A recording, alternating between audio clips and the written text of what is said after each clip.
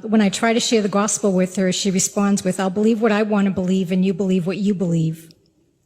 I've left her a Bible, which she kind of doesn't want to read. And since she's obviously still grieving for my brother with the loss of him, is there a more compassionate manner I can share with her? Or could you tell me a specific scripture to share with her that she might be open to? Thank you. Good question, Frankie. And let me give you the straightforward answer. What she needs to understand is the gospel. She needs to understand the gospel. And she needs to understand the truth that saves, okay? Because apart from that, there is no comfort. There's no real comfort. There's no comfort in saying, well, maybe someday you're going to meet your husband in hell. There's no comfort in that. And there's no way you can assure her of anything.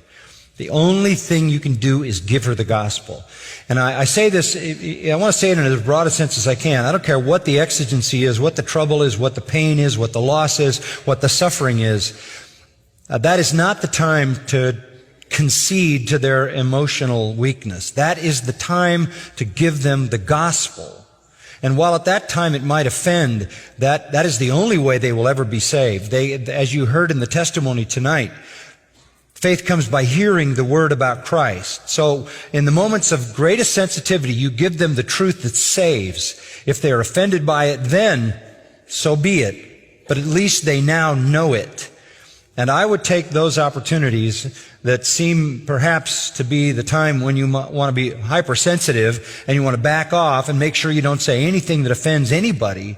I would take the very opposite approach. Lovingly, graciously, kindly, I would say, I can help you to view death completely in a different way.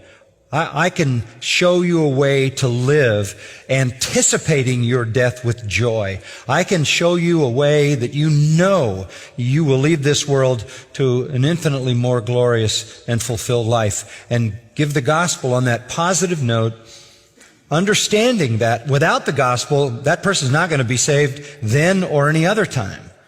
That's your opportunity. So, I think that's how you make the most of that moment. Comforting scriptures, where's that comfort going to come from?